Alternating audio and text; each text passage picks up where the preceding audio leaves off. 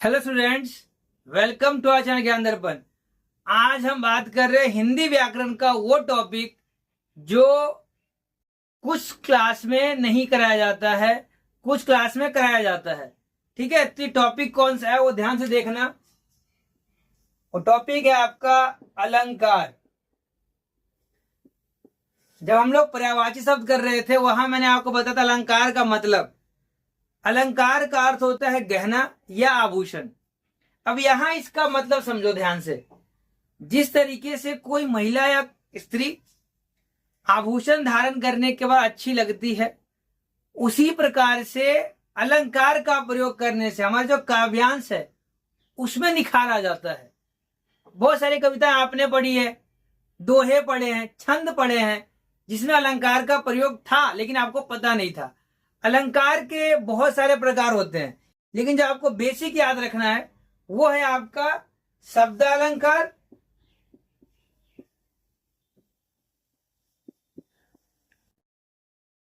और एक है आपका अर्थालंकार। दोनों में डिफरेंस क्या बताता हूं, समझना ध्यान से। कई और उससे पहले आपने लाइक सब्सक्राइब नहीं कर रखा तो please like subscribe and share channel Gyan दर्पण, जिससे कि आपको ग्रामर में यानी कि व्याकरण में, हिंदी व्याकरण में कोई डाउट ना रहे। अगर डाउट पहले था कोई दिक्कत नहीं, लेकिन अब डाउट नहीं रहना चाहिए। ठीक है, तो शब्द अलंकार में क्या, शब्दों से ही पता लग जाता है कि हाँ इसमें अलंकार का प्रयोग किया गया है। और यहाँ शब्द का जब अर्थ निकलता है तो पता लगता है कि हाँ यहाँ पे अलंकार का प्रयोग किया गया है। तो आप ध्यान से देखो, मैं इसका पीडीएफ अटैच कर रहा हूँ, ध्यान से देखना, इसको पता लग जाएगा कि अलंकार शब्द और अर्थ के अलावा भी बहुत सारे अलंकार होते हैं। मैं आपको सारे अलंकार बता रहा हूं उसके अंदर, लेकिन आप सिर्फ इन्हीं दो को अच्छे से याद रख लेना। जैसे अनुप्रास अलंकार हो गया, यमक अलंकार हो गया, पुनरुक्ति प्रकाश अलंकार, मानवीकरण अलंकार। ठीक है, तो इन सब चीजों को आप याद रखेंगे। उपमा अलंकार। तो ध्यान से देखो आपका ये पीडीएफ। हाँ, तो स्टूडेंट अलंकार शब्द की बात करें तो अलंकार का मैंने आपको स्टार्टिंग में बताया। अब आप उस लैंग्वेज में देखो जैसे आपको लिखना है। मैं पढ़ के बता रहा हूँ ताकि आपको और अच्छे समझ में आ जाए। अलंकार दो शब्दों से मिलकर बना होता है, अलम और कार। यहाँ अलम का अर्थ है आभूषण। मानव समाज बहुत ही सौंदर्य आशक और उनकी प्रवृत्ति के कारण ही अलंकारों को जन्म दिया गया है। जिस तरह से एक नारी अपनी सुंदरता को बढ़ाने के लिए आभूषणों को प्रयोग में लाती हैं, उसी प्रकार किसी भी लैंग्वेज, किसी भाषा को सुंदर बनाने के लिए अलंकारों का प्रयोग किया जाता है। यानी सिंपल शब्द में कहे तो जो शब्द काव्य की शोभा बढ़ाए उसे अलंकार कहते हैं। उदाहरण दे रखा, भूषण बिना न सोही कविता। अलंकार में कुछ भेद हैं, शब्द अलंकार, अर्थालंकार, और एक है उभय अलंकार। बाद में देखेंगे। शब्द अलंकार में शब्द अलंकार ध्वनि और अर्थ से प्रयोग किए जाते हैं।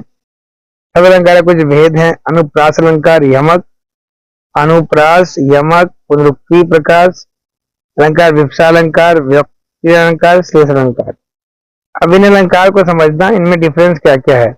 अनुप्रास वर्ग में होता है कि एक ही वर्ण की आवृत्ति बार बार होती है। जैसे बच्चों वाली बात बता देता हूँ, जैसे आपने स्टार्टिंग से याद किया होगा, चंदू के चाचा ने चंदू की चाची को चांदनी चौक पे, उसमें च वर्ण की आवृत्ति बार बार हो रही है। एक और ऐसे आपने याद किया था, खड़क सिंह के खड़कने से खड़कती है खिड़कियां, खिड़कियों के खड़कने से खड़कता है खड़कती, मतलब वर्ण की आवृत्ति हो रही है। अब यहाँ एग्जाम्पल देखिए क्या दे रखा है, जन रंजन मंजन धनुज मनुज रूप सुरभूप विश्वभतर इव दत्त उधर जोवत सोबत सो। अनुप्रास अलंकार कुछ भेद है, इतना ज्यादा नहीं आता है, आप बस अनुप्रास अलंकार याद रखिए। लिखने में चाहो तो लिख लेना। ये यमक अलंकार, यहाँ शब्द का, यमक शब्द का अर्थ होता है दो। जब एक ही शब्द ज्यादा बार प्रयोग हो लेकिन हर बार अर्थ बदल जाता है। जैसे ये देखिए, ये आजकल बिल्कुल सूट बैठता है, कनक कनक ते सौगुनी मादकता अधिकाय, वाह खाए बोराए जग वाह पाए बोराए। मतलब समझो, एक कनक का मतलब धतूरा है, एक का मतलब तो सोना। कहते हैं एक के खाने से नशा आता है। अगर आप कोई धतूरा खाता, धतूरा एक नशीला पदार्थ होता है, आप उसे खाते हैं तो आपको खाने में नशा आएगा, लेकिन उससे ज्यादा नशा होता है धन का नशा। जिसको धन का नशा लग जाता है वो किसी से सही से बात नहीं करता। मादक पदार्थों का नशा एक समय का उतर जाता है, लेकिन जब धन का नशा होता है वो जल्दी नहीं उतरता। तो यहाँ दो मतलब बता दिए गए हैं। पुनरुक्ति अलंकार, इसमें पुनः युक्ति, जब कोई शब्द दो बार दोहराया जाता है वहां पुनरुक्ति अलंकार होता है। विप्सा अलंकार, जब आदर हार जैसी बातें आती हैं तो विप्सा अलंकार, जैसे कि मोही मोही मोहन को मन भयो राधा में, राधा मन मोही मोही मोहन मई मई, ये भगवान किसी के बारे में बताया गया है। वक्कृति अलंकार, जहां पर वक्ता है जो बोल रहे हैं, वक्ता के द्वारा बोले गए शब्दों को का श्रोता, श्रोता जो है सुनने वाला अलग अर्थ निकाले उसे कहते हैं व्युत्क्रति अलंकार। अब इसके दो अलंकार है, काकु अक्रोति अलंकार और श्रेष्ठ। श्रेष्ठ अलंकार क्या होता है, जहां पर कोई एक शब्द एक ही बार आए लेकिन उसके अलग अलग अर्थ निकले। यमक में अलग अलग बार आया था, जैसे यहाँ लिखा है रहीमन पानी राखी बिन पानी सब सुन, पानी गए न उबरे मोती मानस चून। ये आपने 9th और 10th में देखा ही पढ़ रखा है। अर्थालंकार, जहां पर अर्थ के माध्यम से काव्य में चमत्कार होता है अर्थालंकार, वहां शब्द से था। इसमें देखिए 23rd है ये, उपमा अलंकार, रूपक, उत्प्रेक्षा, दृष्टांत, संदेह, अतिशयोक्ति। ठीक है, कई ऐसे हैं जो आपके 9th 10th में नहीं है, 11th से पूछ लेंगे। वो ग्रामर तो है आपका ऐसा, ये व्याकरण कहीं पूछा जा सकता है। अन्वय, भ्रांतिमान, इसे कैसे मानविका अलंकार है। तो उपमा अलंकार दे रखा है इसमें, उपमेय के बारे में बात करते हैं। इनको आप लिख लीजिएगा तब ध्यान समझ में आ जाएगा कि सिंपल लैंग्वेज में लिखा गया है बिल्कुल। उत्प्रेक्षा अलंकार के बारे में क्या, जहां प्रस्तुत और प्रस्तुत संभावना दिखाई जाती है उत्प्रेक्षा या वस्तु प्रेक्षा अलंकार कहते हैं। सखी सोहत गोपाल के उड़ कुंजन की माल, बाहर लसत मयो पिए दवा नल की ज्वाल। ऐसे आप दृष्टांत अलंकार की बात करते हैं जब, जहां दो सामान्य या दोनों विशेष वाक्यों में बिंब प्रतिबिंब भाव होता है वहां ये अलंकार होता है।